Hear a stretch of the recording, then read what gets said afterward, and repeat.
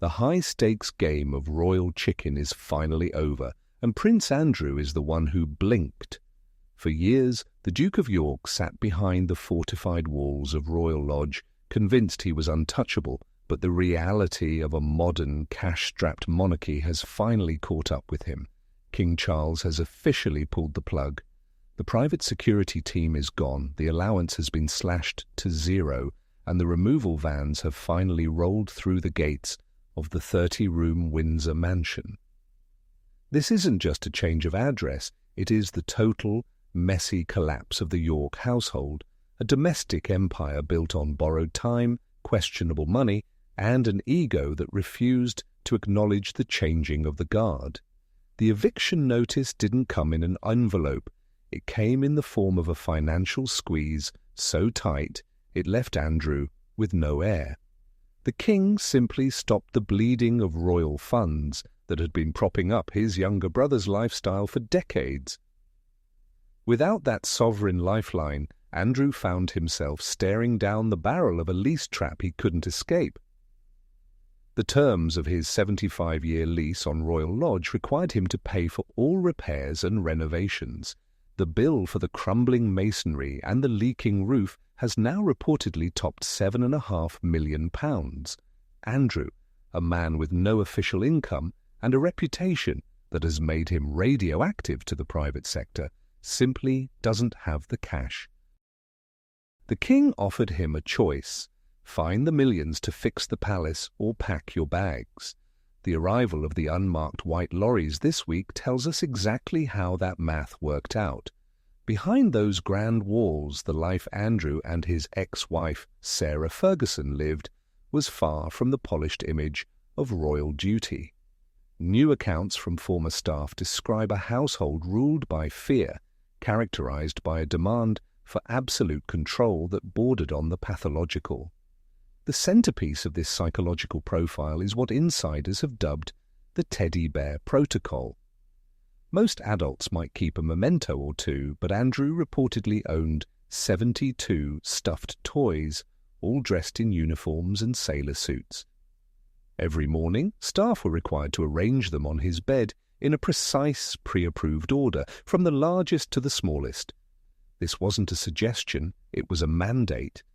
A laminated diagram was kept on the bedside table, showing exactly where every bear had to go, resembling a battlefield layout more than a bedroom routine.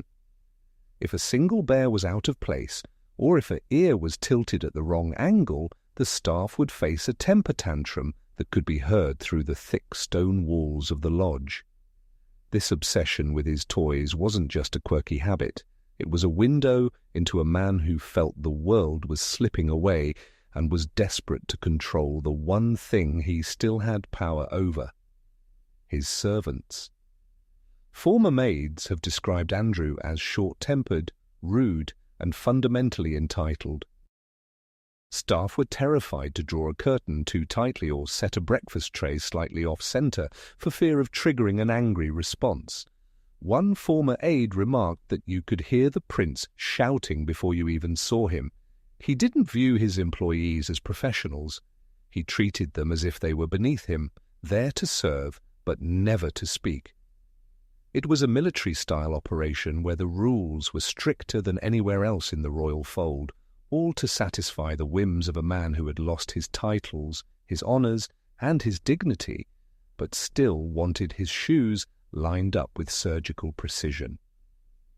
While Andrew was obsessing over his teddy bears, the financial shadow over the household was growing darker. Sarah Ferguson, the woman who has spent 30 years trying to reinvent herself while clinging to the royal brand, was facing her own reckoning. The bad Fergie persona she once joked about became a liability that the palace could no longer ignore. Her debts have reportedly hit the £5 million mark, a staggering sum for someone who hasn't been a working royal since the 90s. But the most damning evidence of the household's decay is found in the paper trail of unpaid wages. An email from 2011 recently resurfaced, sent by her assistant Johnny O'Sullivan, pleading for nearly $60,000 in back pay. O'Sullivan described his situation as one of real hardship, struggling to pay for his MBA at Columbia, while the Yorks lived in luxury. The bailout for that specific debt didn't come from the Yorks' own pockets. It came from Jeffrey Epstein. The convicted offender reportedly stepped in to pay £15,000 to settle the O'Sullivan matter, a transaction that Ferguson later called a gigantic error of judgment. But the records suggest it was more than a one-time mistake. Epstein reportedly provided Ferguson with financial support for roughly 15 years, a cozy arrangement that only ended when he got tired of her constant requests for cash. This wasn't just about bad luck, it was about a lifestyle that the Yorks felt entitled to but couldn't afford. From the infamous cash for access scandal, where Ferguson was caught on camera offering to sell access to Andrew for £500,000, to her legal troubles in Turkey after filming a documentary in an orphanage under false pretenses, the pattern of behavior is clear. They believed the rules that applied to everyone else simply didn't apply to them. Even their home sales were tainted by suspicion. In 2010, Andrew sold his Sunning Hill Park mansion for £15 million, which was £3 million above the asking price. The buyer was Timur Kulibayev, the son-in-law of Kazakhstan's then president. The massive overpayment raised eyebrows from London to Astana, with many questioning if the £3 million bonus was a standard real estate deal or an indirect way of buying royal influence. Andrew's team denied any wrongdoing, but the optics were disastrous. It added to a reputation of a prince for hire, a man who earned the nickname Air Miles Andy for his frequent use of private jets and helicopters at public expense, while allegedly entertaining dozens of women on trips to Thailand and Hong Kong. The fallout from the Epstein connection and the subsequent millions paid to settle a civil case with Virginia Giuffre was the final blow to the York brand.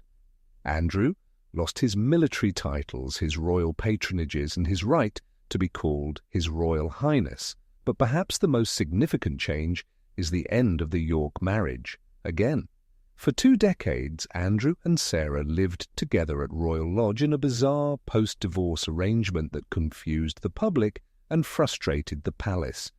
They presented a united front, but as the walls of the lodge close in, that front has fractured. For the first time in 20 years, they are living apart. Andrew is heading to a modest farmhouse on the Sandringham estate, a property far smaller and far more isolated, where his signal will be monitored and his every move scrutinized by the Crown. Sarah, meanwhile, is reportedly looking for her own property in Windsor, finally forced to establish a life that doesn't rely on sharing a roof with her ex-husband. Even their daughters, Princesses Beatrice and Eugenie, have seen the writing on the wall. They haven't just distanced themselves from the scandals, they have practically fled the country. To save their own brands and protect their young families from the toxic cloud hanging over their parents, the sisters have established lives abroad. Eugenie is spending her time in Portugal, while Beatrice divides her time between the United States and Europe.